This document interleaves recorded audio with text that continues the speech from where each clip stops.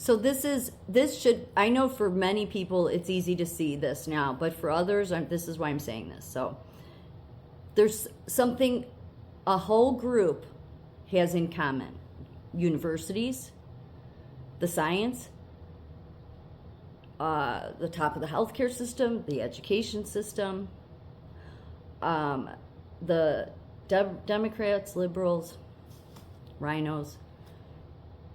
They all have something, they all have a couple things that are majorly important in common. And it's not anything new. It's just, it's rearing its ugly face. All those ones I just mentioned, rarely patriotic. It's true, rarely patriotic. And most either hate the biblical God or they just say they don't believe. And they don't have to. Now, God said, the biblical God said, the whole world lies with the wicked one. I forget what book that's in. I think it says it a couple times, but it's exact quote: the whole world lies with the wicked one. Which means what? Well, it means that energy controls it. That's many reasons for Jesus' life, but what he talked about the most was that, trying to warn people, you're going to all be deceived.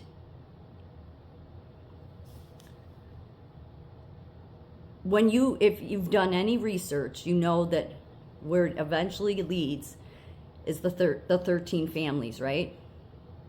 Not really, kind of some twisted stuff, yeah. Which makes sense why. That right there should have been enough to say, yeah, the biblical God is definitely real. Because who do you think controls that? That dark energy. Because that's how they get on that path. And of course, it's everything Jesus talked about. It's the 7 deadly sins: greed, lust, gluttony, power, all that stuff that are traps. And I know I said this before, but it's really important because it's on full display for those that are interested in seeing it, because it's right in front of you.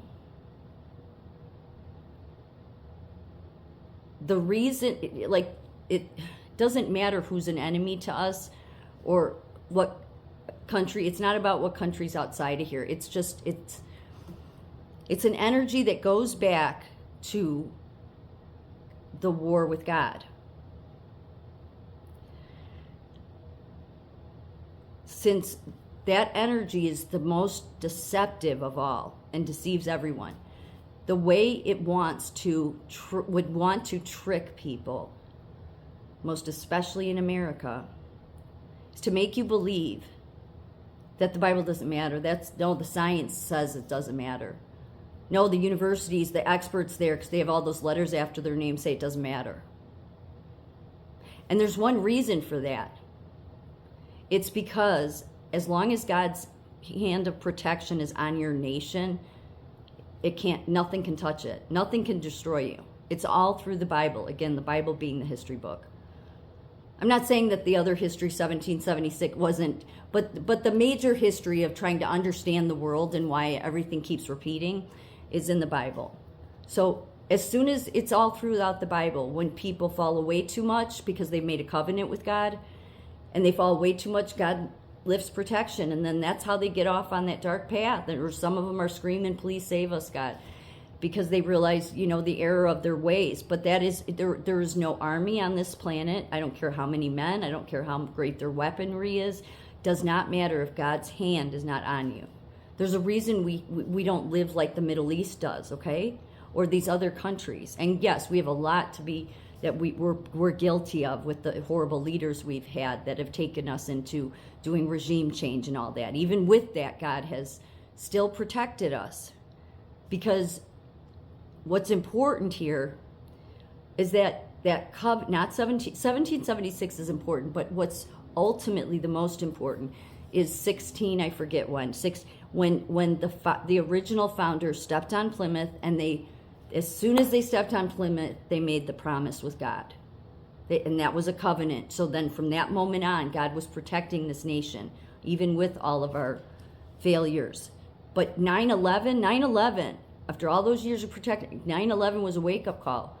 It was God showing, just this is a little bit of what will happen if my protection is if we will succumb to our enemies if he lifts all protection, and he hasn't. But there's a ton of people that will believe themselves and that will tell you, oh, that's nonsense, this is nonsense. Yes, because they don't realize they've been overtaken by something else.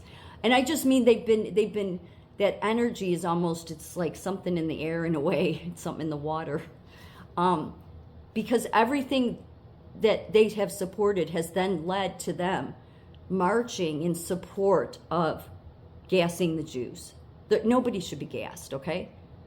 But they've convinced a bunch of kids in colleges to march for that. All over the world, really. But what's huge here is America, because our founders made that covenant with God. And I know that's the history I was taught. And so people want to say, oh, that history could be a lie. No, I don't think so. No.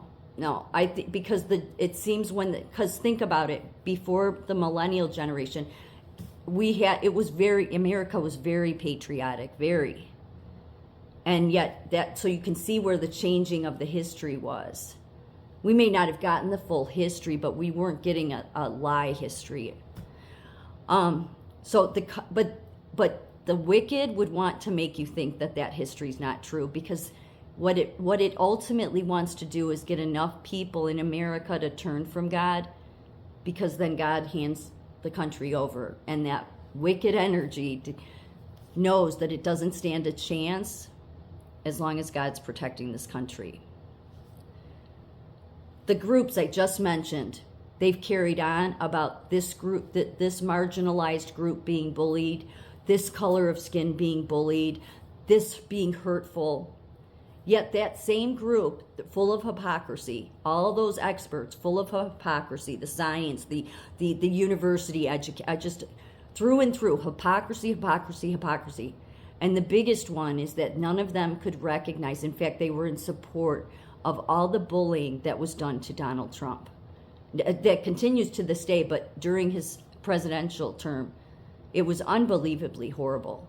I mean, talk about hateful and almost violent. I mean, talking about wanting to blow the White House up. And yet those are the same people that are going to tell you, no, this is hurtful to this marginalized group.